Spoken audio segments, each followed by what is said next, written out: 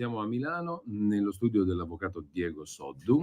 Buongiorno a tutti, Buongiorno ciao Diego. Giulio. Buongiorno, siamo qui per commentare le motivazioni, sono uscite da poco, con cui la Corte d'Appello di Brescia ha detto no sostanzialmente a 3 richieste di revisione del processo per la strage di Erba. Olindo Romano e Rosa Bazzi, come sapete, sono stati condannati, ma 3 richieste diverse pendevano davanti alla Corte d'Appello di Brescia per la revisione processuale. Ne parleremo in dettaglio poi di queste motivazioni. Intanto io voglio chiedere all'avvocato Diego Soddu, che è tutore legale di Olindo Romano e Rosa Bazzi, come ha accolto queste motivazioni che vengono dopo una pronuncia di inammissibilità già formulata a luglio. Adesso sono uscite appunto le motivazioni, sulle quali ci soffermeremo, ma intanto è cambiato molto rispetto a quello che a luglio è stata la prima reazione? No Giulio, la reazione di luglio era stata di delusione per questa pronuncia di inammissibilità. Aspettavamo il deposito delle motivazioni, le abbiamo lette, non hanno, voglio dire, illuminato quelle che potrebbero essere le ragioni di questa inammissibilità, anzi ci confortano sul fatto che al contrario le prove sono nuove e ben ammissibili.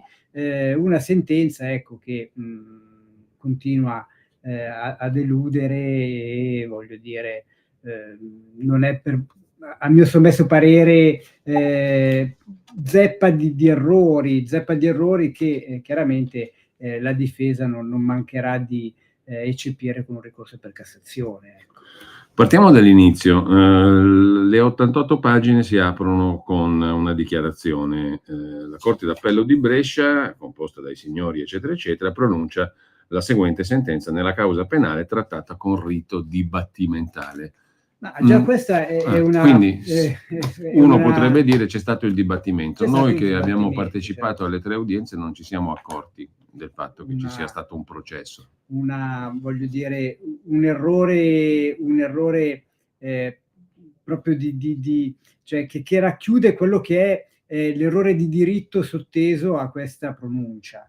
Non c'è stato alcun dibattimento, il dibattimento è quel segmento processuale dove la forma si forma nel contraddittorio delle parti, e questo è proprio mancato.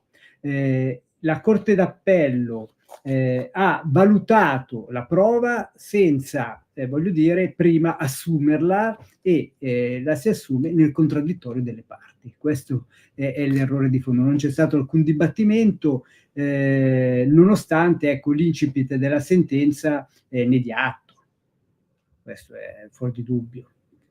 Per dibattimento cosa si intende? Chiariamolo a beneficio di chi ci ascolta. Per dibattimento si intende volgarmente è un dibattito, tecnicamente è il contraddittorio nella formazione della prova.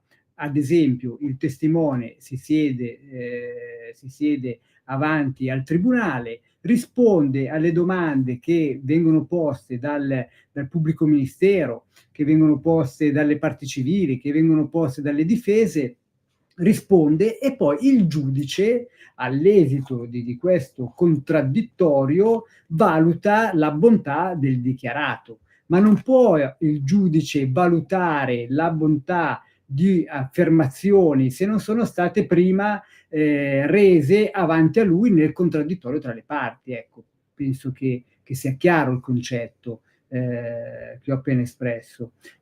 Così come non può il giudice valutare una consulenza, o, voglio dire, la conclusione di una consulenza, se non prima il consulente passi dal vaglio del contraddittorio, perché, voglio dire, deve essere sottoposto alle domande della difesa, deve essere sottoposto al controesame della pubblica accusa, delle parti civili e quant'altro. Cioè, solo all'esito di un contraddittorio la prova è pronta per essere valutata dal giudice, non prima. La Corte d'Appello di Brescia sostanzialmente rigetta, diciamo, la richiesta di tutti e tre i proponenti, cioè gli avvocati difensori, tu come tutore legale, il sostituto procuratore generale di Milano Cuno Tarfus, che ascolteremo in separata sede, perché non vi ravvisa elementi di novità sostanzialmente in grado, o prove nuove in grado da ribaltare il giudicato. Ecco, qua entriamo nel pieno della contraddizione logica e giuridica di cui parlare. Iniziamo ad addentrarci in quella che è, voglio dire, il merito della vicenda, istituto della revisione. La Corte d'Appello ritiene che non vi siano prove nuove, voglio dire, sfido chiunque ad affermare e a validare questa affermazione, nel senso che sono state ostese all'attenzione della Corte d'Appello decine di, ad esempio, intercettazioni ambientali, intercettazioni telefoniche, mai acquisite nel dibattimento, mai ascoltate, ergo mai valutate, perché, voglio dire, sono state viscerate successivamente al passaggio in giudicato della sentenza, quindi come si fa a dire che non sono prove nuove?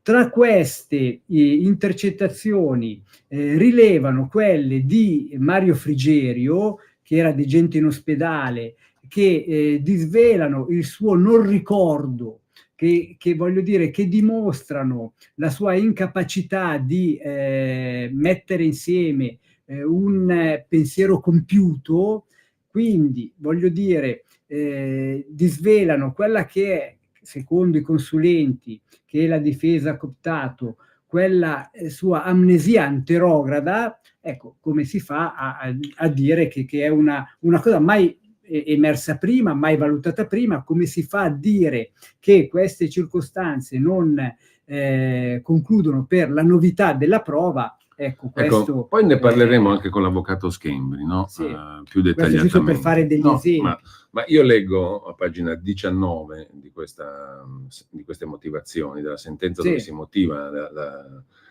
il rifiuto, diciamo, al processo di revisione, che da ultimo, nella memoria del 4 luglio, ma ne chiederemo conto all'avvocato Schembri poi dettagliatamente, i difensori di Olindo Romano e Rosa Angela Bazzi escludono che, una volta emesso il decreto di citazione a giudizio, la Corte possa limitarsi a una valutazione meramente cartolare delle nuove prove. Qui entriamo in quello che dicevi tu sostanzialmente. La Corte ribadisce: no, noi abbiamo il diritto, possiamo valutare solo ed esclusivamente a livello cartaceo le nuove prove. Porta con te ovunque Radio Libertà. Scarica la app per smartphone o tablet dal tuo store o dal sito radiolibertà.net. Cosa aspetti? Sempre più liberi con La Tua Radio è il nuovo sito che mette in prima pagina opinioni, firme, notizie, uno sguardo nuovo e originale sui fatti che ci circondano. Il nuovo quotidiano online. Semplicemente radiolibertà.net.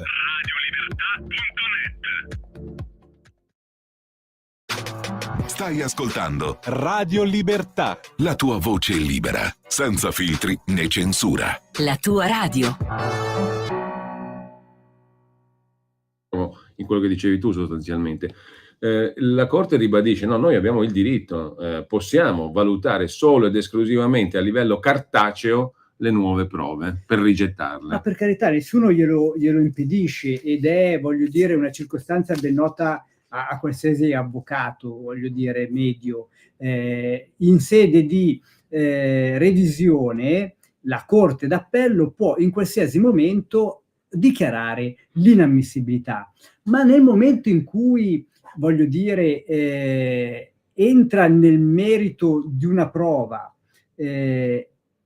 non può valutarla senza il contraddittorio, cioè non può valutarla all'esito, se non all'esito di un contraddittorio. Dopodiché, se all'esito del contraddittorio la Corte d'Appello dovesse ritenere che questa prova era da dichiarare inammissibile sin dall'inizio, può benissimo farlo, però intanto è una valutazione questa che i giudici possono fare nel momento in cui, voglio dire, hanno valutato la prova. Poi la prova può essere valutata anche inammissibile,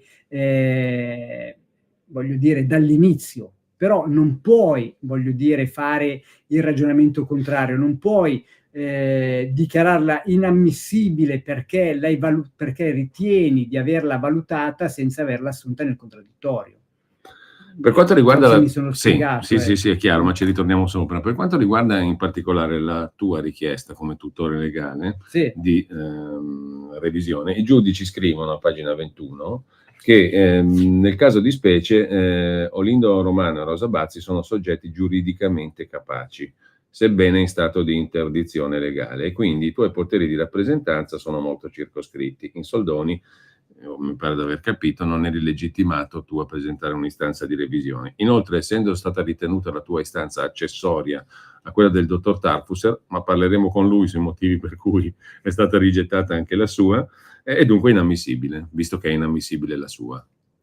Voglio dire, io sono il tutore di Olindo Rosa, c'è un articolo del codice di procedura penale che legittima il tutore a presentare questa iniziativa di revisione, quindi a mio sommesso parere ero legittimato anch'io a presentare questa istanza. L'ho presentata, dopodiché non può la Corte d'Appello per relationem dichiararla inammissibile sol perché, voglio dire, è nel contenuto simile a quella del dottor Tarfusser, a parte che non era, voglio dire, cioè il dottor Tarfusser ha fatto una sua istanza di revisione ben argomentata, assolutamente, voglio dire, ammissibile e rigorosa sotto ogni aspetto. Io ho trattato altri aspetti nella mia istanza, quindi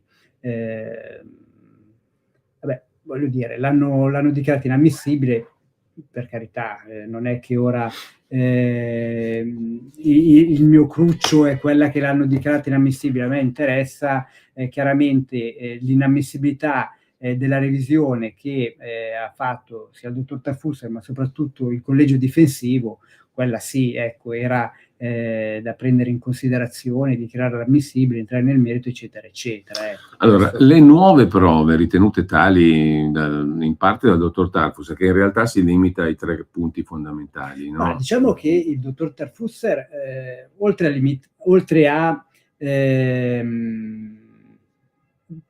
a riconsiderare nella sua istanza di revisione le 3 prove principali, ma diciamo che quindi la traccia ematica sull'auto di Olindo, le dichiarazioni di Frigerio e le confessioni, e la testimonianza di Frigerio, ma fa anche dei ragionamenti con riferimento a ipotesi di reato che sono, voglio dire, un altro aspetto che legittima un'istanza di revisione. Ecco, quindi non si limitava a una rilettura così semplicistica delle sentenze di merito, ma forniva degli elementi sia di novità che, voglio dire, di ipotesi di reato che, se accertate, possono travolgere il giudicato di condanna di Olindo Rosa. Questo volevo chiederti. Come si fa a dire che le prove che sono state raccolte in vista della revisione non sono tali da ribaltare il giudicato se non le si sottopone questo è il problema. A una verifica. Il giudizio o meglio, la natura di queste prove. Adesso io ti faccio una domanda retorica oggi qui a te. Però la natura di queste prove è come se i giudici dicessero all'opinione pubblica, a chi legge la sentenza, che queste prove in realtà, diciamo, potevano benissimo essere valutate da loro senza nemmeno assumere i testimoni, senza fare un contraddittorio, senza incaricare dei periti, magari per la perizia del professor Sartori, importante su Frigerio. tutto quello che è stato presentato come nuova prova poteva essere risolto a livello cartolare, dicono i giudici. Come a dire, non c'era nessuna verifica da fare, perché potevamo deciderlo e l'abbiamo deciso in questa direzione, senza problemi. E questo non... ma proprio per questo motivo. Cioè, ma io mi domando banalmente, terra a terra, come fai, diciamo, a decidere tutto questo da giudice, senza magari sentire un perito, quando hai di fronte il massimo dei neuroscienziati, forse mondiali, che fa una perizia, oppure il dottor Capra che fa un'analisi tecnica precisa, biologica e via dicendo. Come fai tu, giudice? Il giudice, lo sappiamo, è il peritus peritorum, per carità, però non credo che sia esperto di tutto lo scibile umano, delle neuroscienze e di tutto il resto. Cioè, qui c'erano cose che andavano approfondite, a mio modesto avviso. Il problema è proprio questo. E le domande che ti poni non vengono risolte dalla motivazione della sentenza. Proprio per questo questa sentenza... forse sarebbe stato impossibile risolverne, perché, ho capito, ma, però, perché se io mi limito a valutare delle carte... ma proprio per questo motivo la sentenza non risponde e non esaudisce il tuo desiderio di conoscenza, proprio perché ha un errore di fondo. Ti faccio l'esempio della nuova prova Frigerio. La difesa ha portato all'attenzione della Corte d'Appello come prova nuova il fatto che Frigerio aveva avuto un falso ricordo per via della, voglio dire, problematica dell'amnesia anterograda, che è stata riscontrata attraverso l'analisi, attraverso lo studio di queste nuove prove, che sono le intercettazioni mai entrate, documentazione sanitaria e quant'altro, che attestano che Mario Frigerio è stato vittima di questa amnesia anterograda. Quindi quello che lui ebbe a riferire in dibattimento era viziato da questo falso ricordo. Tutto ciò ovviamente non è mai stato valutato fino al 2011 nei gradi di merito, nel primo grado, secondo grado, eccetera, eccetera, quando c'è stato il processo. Quindi la Corte d'Appello, nella fase che abbiamo fatto, avrebbe dovuto dire: bene, questa nuova prova, questo nuovo elemento di prova, che ancora non è prova, perché ancora nessuno l'ha assunto, è in grado di contrastare, di sovvertire il giudicato. Cioè, se noi consideriamo che Frigerio è stato, come dice la difesa, effettivamente vittima di un falso ricordo, allora quella testimonianza che deve essere rivalutata alla luce di questa nuova prova può, voglio dire, rimettere in dubbio la sentenza di condanna? Ora, voglio dire, anche voglio dire, il più stupido dice di sì, perché voglio dire, se quella testimonianza che ha portato alla condanna di Rose Olindo è viziata dal falso ricordo, allora voglio dire un problemino di prova c'è. Se poi aggiungiamo che la macchia non c'è sul battitacco, se poi aggiungiamo che la Cherubini ha gridato aiuto aiuto quando, voglio dire, quel gridare aiuto aiuto è dimostrativo del fatto che Olindo e Rosa non potevano scappare, eccetera eccetera, ecco, il ragionamento che la Corte d'Appello doveva fare era: bene, questa prova in astratto è, voglio dire, potenzialmente in grado di sovvertire il giudicato? Sì. Bene, allora l'istanza è ammissibile e ora la valutiamo. La valutiamo nel contraddittorio delle prove, sentiamo Sartori. Io, giudice che non sono un neurologo, mi nomino un mio perito di fiducia. Certo.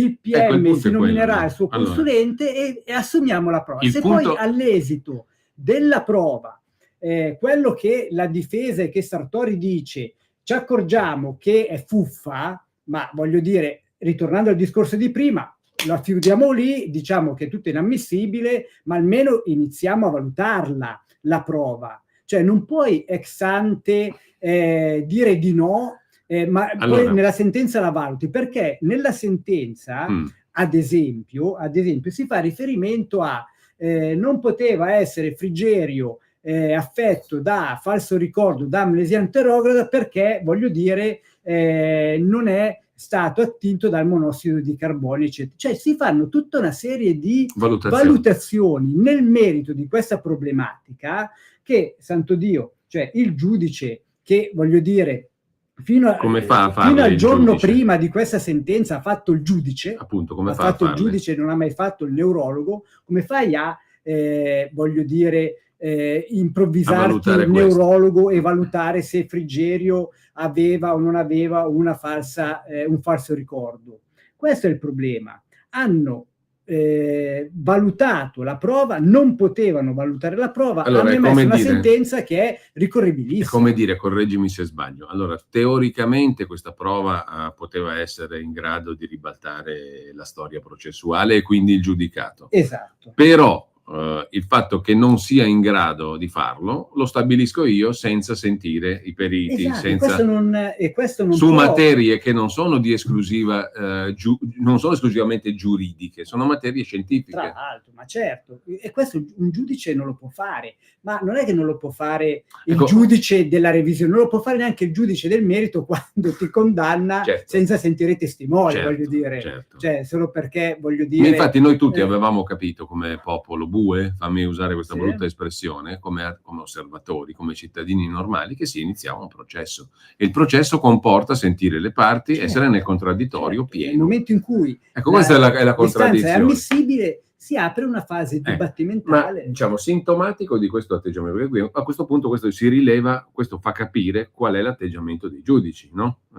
E dal mio punto di vista c'è un'altra cosa molto clamorosa sulla quale chiedo il tuo parere. Sì. A un certo punto, pagina 22, i giudici dicono: parte delle prove, quindi potenzialmente nuove, che la difesa chiede di acquisire, sono rappresentate da interviste rese a testate giornalistiche e televisive. E i giudici dicono: le cose dette a dei giornalisti valgono niente, perché o le dici in tribunale o non vale niente. Allora a me viene in mente il Watergate, non ci sarebbe mai stato. Ma una pluralità di altri fatti che sono diventati poi oggetto di processi non ci sarebbero mai stati. Ecco. Perché se tu, almeno, correggimi se sbaglio, ma nella mia opinione un giudice, un tribunale, deve verificare se il fatto è reato o no. Ma il giornalista può raccontare un fatto che potenzialmente è reato. Il giornalista fa un'inchiesta dalla quale poi nasce un processo. È sempre successo così. Perché non deve succedere solo in questo caso? No, ma questa è una cosa veramente. Cioè, se tu mi porti prove perché le ha raccolte il giornalista, non valgono. Ma non valgono, non è che non valgono, valgono nella parte in cui il giornalista intervista un potenziale testimone, da questa intervista emergono degli argomenti, da approfondire, e poi la naturale sede è, voglio dire, il processo. No, perché io leggo nessuno giura di dire la verità davanti al giornalista. Appunto, ma i magistrati i giudici dicono questo. No? Diversamente dal testimone in giudizio, in tribunale, il soggetto intervistato non ha l'obbligo di dire la verità. E mi limito a dire che hanno sbagliato nel fare questa affermazione, che è assolutamente illogica, cioè non è assolutamente così. Perché il giornalista opera in un contesto privo leggo testualmente, sacralità del processo. Ma infatti, voglio dire, non prende lo stipendio in qualità di giudice il giornalista, ovvio, cioè agisce nella sacralità del suo lavoro, semmai. Cioè, dopodiché, se le argomentazioni tratte dall'intervista sono potenzialmente idonee allora il giudice, se lo convoca, gli impone il giuramento secondo il codice di procedura penale, raccoglie la prova nel contraddittorio delle parti, se vorrà, voglio dire, fare domande le potrà fare anche lui. All'esito del contraddittorio, ripeto, quando la prova si è formata, allora il giudice, nella sacralità del processo che lui presiede valuta la prova, è lui pagato e stipendiato per valutare la prova, di certo non il giornalista. Cioè, ma voglio dire, nessuno porta all'attenzione di un giudice un'intervista di un giornalista dicendo ora la valuti perché, voglio dire, è sacra. No, ora la assumi e poi la valuti. Cioè, ma è l'ABC del processo questo.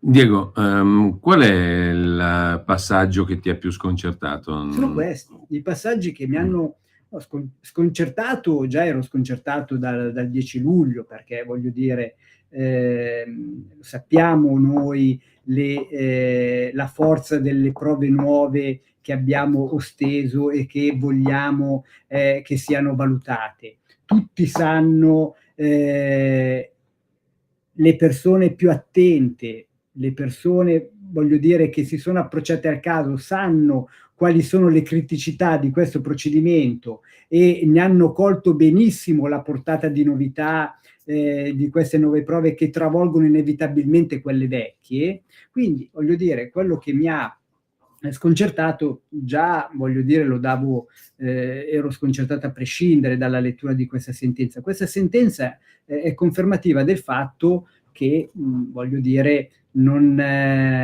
che si è persa, ahimè, per l'ennesima volta l'occasione di fare giustizia, di fare giustizia.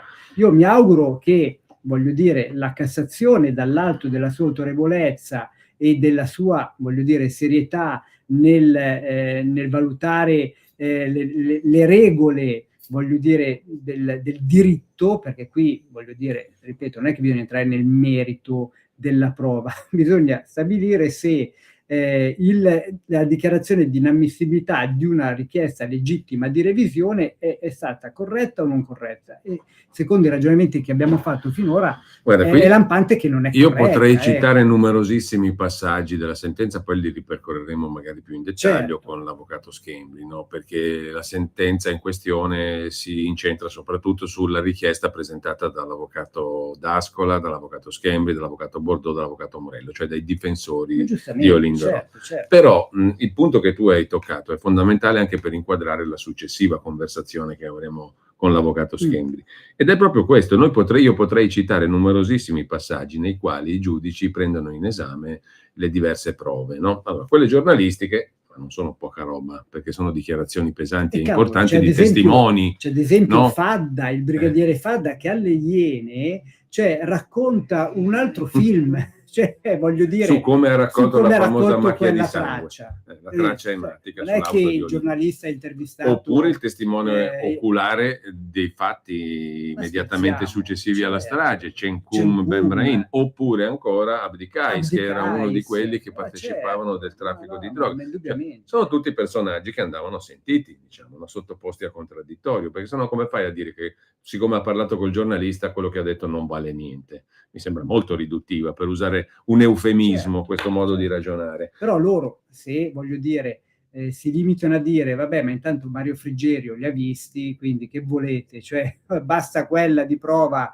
perché noi abbiamo la cattedra di neuroscienza, quindi abbiamo stabilito che non c'era un falso ricordo, che volete? Cioè, la sentenza, ecco, mi permetto di commentarla in questo modo, voglio dire. Ecco, allora è un cortocircuito. Senza offese, ma voglio dire, è veramente una brutta sentenza. Per concludere, mi sembra che siamo davanti a un cortocircuito. Cioè, tu puoi presentare tutte le nuove prove che vuoi, ma se io non te le sottopongo a una verifica, a cosa serve presentarti le prove nuove? Cioè, questo è il punto. Ma infatti, siamo in un cul-de-sac. È un po' come il comma 22, no? Il loro giudizio era: queste prove che sono nuove possono in astratto ribaltare il giudizio di condanna di allora? Questo dovevano rispondere sì o no. No, perché? Perché, voglio dire, quella ad esempio, del falso ricordo è una cavolata mega galattica che, voglio dire, vi siete inventati voi ieri e che, voglio dire, voglio dire, inconcepibile che uno introduca un argomento del genere in un processo. E quindi, voglio dire, non vogliamo neanche sapere se avete ragione o meno, è proprio una cosa così inammissibile che neanche l'approfondiamo. Ma visto che, voglio dire, quello del problema del falso ricordo è un argomento scientifico, voglio dire, riconosciuto dalla comunità scientifica ed è un problema importantissimo nei processi penali, perché lì si gioca sulla attendibilità e ammissibilità di una testimonianza, sulla valutazione di una prova decisiva. Cioè, quindi, voglio dire, non è che puoi liquidarla come è manifestamente infondata, è, voglio dire, fondata, poi, voglio dire, l'assumiamo nel contraddittorio delle parti, se ha ragione, voglio dire, la consulenza della difesa perché non viene contraddetta da altri consulenti o dal nostro perito, anzi, voglio dire, può essere anche che il vostro perito riconosca la fondatezza delle vostre argomentazioni, allora, voglio dire, preso atto che Mario Frigieri aveva un falso ricordo e preso atto che quello che ha detto a febbraio del 2008 non vale nulla, come la mettiamo? Se prima del dibattimento non li ha mai riconosciuti, anzi ha riconosciuto quando stava bene, perché l'amnesia interrogata entra in gioco 2 settimane dopo, e ha riconosciuto un extracomunitario? Come la mettiamo che, voglio dire, c'è una sentenza di condanna sballata? E allora, voglio dire, la revisione permette di fare giustizia. Questo è stato negato. Questo, voglio dire, è brutto, cioè è brutto e deludente. Ecco, ritornando alla domanda, qual è la tua, voglio dire, il tuo sentimento quando hai letto questa sentenza? Già ce l'avevo, di delusione. Cioè di delusione, leggendo la sentenza ovviamente non cambio la mia idea, anzi si avvalora la nostra buona fede, voglio dire, e quant'altro. Ancora rimangono questi dubbi che, voglio dire, siamo in presenza di un errore giudiziario grande come una casa, con 2 persone che da 18 anni stanno dentro ingiustamente e nessuno vuole fare chiarezza. E nessuno vuole esaminare i fatti. E nessuno vuole esaminare i fatti. Perché qui il grande istinto è il fatto. Noi parliamo è sempre più indignata, è sempre più delusa. Ultima annotazione, i resoconti che tu hai letto di questa vicenda giudiziaria, l'ultima, quella della revisione, la richiesta di revisione, sulla stampa, in TV, eccetera, ti hanno soddisfatto? Perché a me sembra, è una domanda che questa è retorica, ma allora, da giornalista, da cittadino, qua si è persa di vista una cosa che credo sarebbe dovuta stare a cuore a tutti, cioè il fatto che un processo si deve basare sui fatti, allora, sull'esame dei fatti. Ci sono molti giornalisti che hanno scritto cose... Questo è elementare, no? Cose... Allora, ora non voglio, attraverso un'intervista che poi andrà pubblicata, beccarmi querele, eccetera, eccetera. Ovviamente chi è in malafede, i giornalisti che sono in malafede, che sentiranno questa intervista, io spero che abbiano la capacità di leggermi nel pensiero e, voglio dire, leggeranno quello che mi passa in questo momento per la testa e se lo tengono per loro, così almeno non mi becco nessuna querela. Detto questo, voglio dire, non ho letto articoli che entrano nel merito delle questioni, perché queste persone argomenti per contrastare le nostre buone ragioni non ne hanno. Sono articoli solamente offensivi, dove, voglio dire, si critica il diritto di criticare una sentenza, quando, voglio dire, le sentenze sono criticabilissime. Cioè, voglio dire, nel momento in cui in modo professionale e, voglio dire, ognuno porta all'attenzione del pubblico le proprie ragioni, ci si apre un dibattito, perché no? Poi uno può avere torto, può avere ragione, ma, voglio dire, la critica è in uno stato libero, a mio sommesso parere, sempre, voglio dire, ammessa. Anche perché, voglio dire, criticando una sentenza si critica anche l'operato dell'amministrazione della giustizia di un giudice che non è esente da critiche, voglio dire, chiaramente critiche costruttive che poi, voglio dire, in termini tecnico-giuridici vengono riversate da un avvocato in un ricorso. Questo ricorso viene presentato a chi di dovere, in questo caso alla Corte di Cassazione. La Corte di Cassazione, voglio dire, visto che la critica è lecita, farà un'udienza, ci sarà un'udienza, si esporranno le proprie ragioni e se, come ci si augura, la Corte di Cassazione annullerà questa sentenza, significa che la critica è costruttiva e positiva, e quindi, voglio dire, al giornalista che ne so, dà del terrapiattista agli avvocati, che desse del terrapiattista a un giudice di un grado superiore, se ha il coraggio. Perché, voglio dire, poi c'è anche da dire questo, cioè si attacca, voglio dire, l'avvocato perché non si ha la forza o il coraggio di attaccare, voglio dire, quella magistratura che, voglio dire, in modo coraggioso fa chiarezza sui punti ancora oscuri delle questioni, ecco, tutto qua. Per il momento si è persa ancora una volta un'occasione, non è chiusa qui la storia. Si è persa un'occasione, si sta perdendo tempo nella auspicata speranza che possa servire per, voglio dire, portare a buon fine questa ricerca della giustizia. Si sta perdendo tempo e questo è brutto, cioè questo è soprattutto per chi è dentro. Beh, come ha ragionato il dottor Tarfus, è atroce pensare che si sta perdendo tempo a fronte di due persone che hanno 18 anni di carcere sulle spalle. Si parla tanto di ottimizzare i tempi della giustizia, voglio dire, si poteva ottimizzarli assumendo queste prove, facendo chiarezza su dubbi, voglio dire, che rimangono, e quindi, voglio dire, questa l'amarezza è proprio questa. Allora, per il momento grazie all'avvocato Diego Soddo. Chiaro anche per chi ci ascolta, che non fa l'avvocato, che non fa il giudice, ma che ha sete di chiarezza, ecco, su questi argomenti difficili. Spero, ecco, di averli tradotti in modo nei minimi termini, ecco, giusto per poi con gli avvocati, con Giulindo Rosa, con il sostituto procuratore, ex sostituto procuratore, avrei modo di entrare più nel dettaglio dei punti, ecco. Sì, ma questa premessa è utilissima, okay, perché consente di inquadrare tutta la questione. Perfetto. Grazie a Diego Soddo. Grazie a te, Giulio. Avvocato, tutore legale di Olindo Romano e Rosa Bazzi. Ok, grazie, ciao Giulio.